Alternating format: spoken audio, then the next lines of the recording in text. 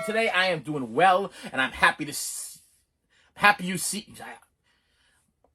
I'm happy you see me, but I can't see you, but I know you're there because every time you watch one of these things, the numbers go up and I know that you're watching me. So do me a favor, please hit that subscribe button and let's begin. I got some stuff. I got some stuff in the mail and I'm going through all of it today. I'm going through all of it. I've had some stuff that's been lingering. It's been lingering and I'm like, okay, it can't linger no more. I'm going to have to break it down. Oh yeah. The soundtrack from Annie. He is featured in this. He has one song in it. An Easy Street song starring with song by Carol Burnett and Tim Curry. Hurry!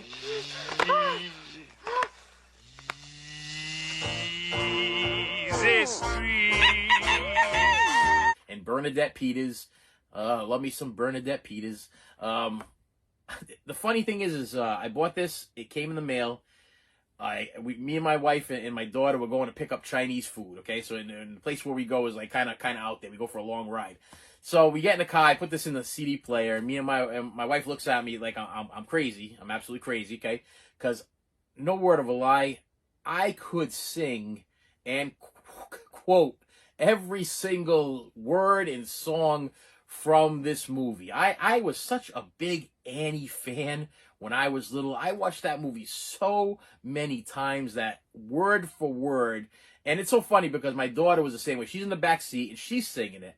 And I'm in the front seat and I'm singing it. And my wife's looking at us like we are completely crazy because she obviously was not a big Annie fan. And obviously did not memorize all the songs from Annie because, we were getting into it. I'm doing voices and we're singing. And I always tell everybody that, media, movies, all this, it's memories, man. These are like core memories. I picked this thing up. I remember exactly the first time that I didn't see Annie. Now, yeah, I get that right. The first time I didn't see Annie, my father liked to gamble. He was a little bit of a gambler, like the scratch tickets. Okay, like to do the scratch tickets. And I remember very, very clearly he would take us to these to the movie theater. He would sit my mother and me and my brother in front of the marquee and in front of the posters. He'd be like, "Okay, you pick out the movie you want to go see." And we'd sit there, we're like, yeah, I think I'll go see this one. Well, yeah, we'll go. We're sitting there for a while. And right behind us was a place that sold scratch tickets, okay? And he'd be over, he just got his paycheck. I remember he used to make, if I remember correctly, it's kind of funny because you remember the strangest things. I want to say my father made like $360 a week, okay? $340. We worked at a mill. I want to say it was either $340 to $360, okay? And he had just got paid. He's going to take us to the movies. Now, he's in the other, and he's scratching away. And me and my mother and my brother were looking at the posters. We're like, yeah, we're going to go see. And then, like, 20 minutes, half an hour later, he comes over. He's like, all right, let's go. And I'm like, where are we going? We're going to the movies, right? He's like, no, I got no more money. We're going home. And that wasn't the first time it happened. It happened a couple times, you know what I mean? So these things are memories. So to make the story even better, now, not only did I not get to go see Annie that particular day because we left because he spent all his money, he took me another time. And he's like, okay, I'm going to take you to go see a movie. Now, anytime my father wanted to take me to go see a movie, I was like super excited. I'm like, yes, because I love movies. I'm a movie guy. I love movies. Me and my dad, we're going to spend some time. We're going to go see a movie. Yes. My father only had like 4 or 5 movies that he ever loved. I think it was Clockwork Orange, Goonies, Jaws, and Indiana Jones and the Temple of Doom. I want to say that those were the 4, and then a bunch of Sherlock Holmes movies from back in the day. But anytime he asked me to go do something with him, I was like, yeah, I'm excited. I want to go fishing. Yeah, I'm excited. He's like, don't touch the pole. You can't touch the pole, but we're going to go fishing. Don't touch the pole. Sit on the bucket. Watch the pole. The pole starts to shake. You tell me I'm going to reel it in. You're never going to get that reeling in experience. You're never going to catch a fish because you don't touch that pole. You just sit there for 6 hours. You stare at the top of that pole. It was like this with Annie. So he's like, yeah, we're going to go see a movie. What do you want to go see? And I'm like, what do I want to go see? Annie, I want to go see Annie, man. Daddy, take me to go see Annie. He's like, Annie, you want to go see Annie? You don't want to go see Annie. That's a girl's movie. I'm like, what do you mean it's a girl's movie? It's all my friends went to go see Annie. I want to go see Annie. I love Annie. Look at Annie. She's so cute.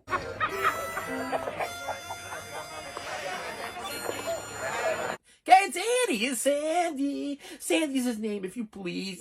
The sun will come out tomorrow. Daddy, please take me to go see Annie. He's like, sure, I'll take you to go see Annie.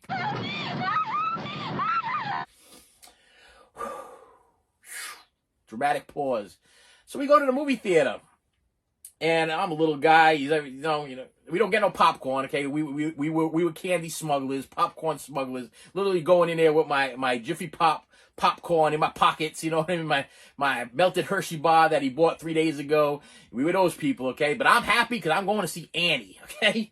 And he tells me, he goes, well, go take a walk over next to the concession stand and go look at things you're never going to get. Because that's what he did.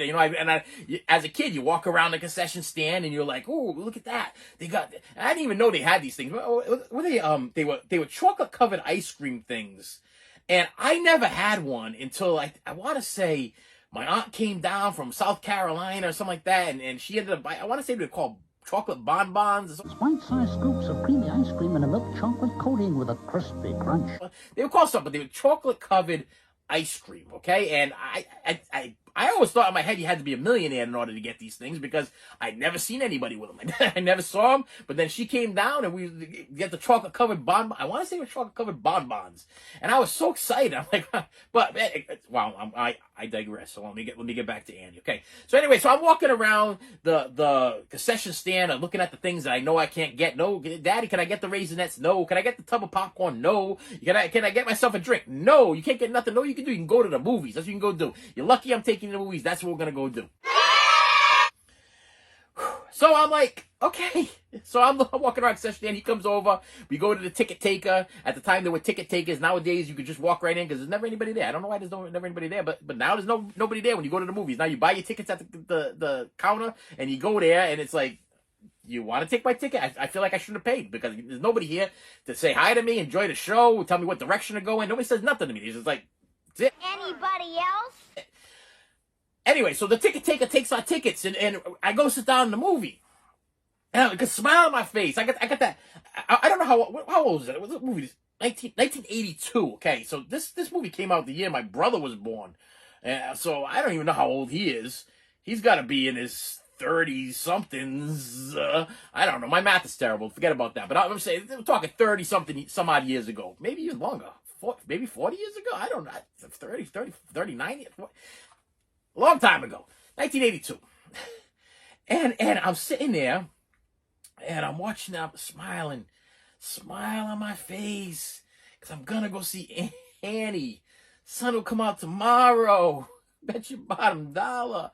And then all of a sudden, the lights come down, and Annie's about to come, and she's gonna sing. She's gonna be. Betcha he buys me. She's gonna sing. And all of a sudden, I see the spaceship land.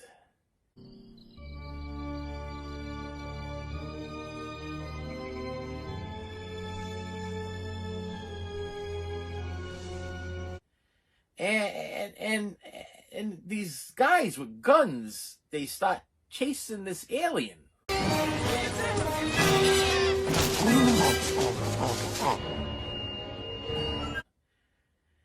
And the spaceship takes off, and the alien's left behind. And then this little kid ends up finding the alien by giving him Reese's Pieces.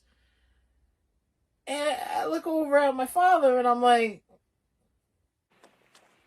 This ain't Annie. He's like, no, this is better than Annie. This is better than Annie. And I'm like, what? How could it be better than Annie? This is not better. This is better than Annie. You don't need to go see Annie. That's a girl show. You don't want to see that girl show. You need to see this movie. This is the movie you need to go see. I guess my father wanted to go see E.T. He didn't care whether or not I wanted to see Annie or not. He wanted to go see E.T., so he didn't even ask me. He didn't even tell me that we were going to see. He let me get 3/4 through a movie, waiting for this little red-haired, freckle-faced girl to sing The Sun Will Come Out Tomorrow, and dancing with Daddy Warbucks and looking for her dog Sandy. And what did I get? I got an alien trapped on a planet that almost dies and then comes back to life and then goes into a ship. And I absolutely loved it. I loved E.T. I loved E.T. Don't get me wrong, I loved E.T. But man, what a trick. All right, who's next?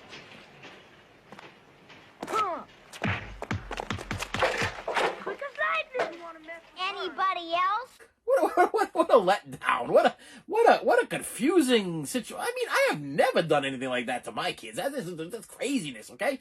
Who tells your kid you're gonna go see Annie and then takes him to go see an alien movie and doesn't even take into consideration how excited that the kid was to go see Annie?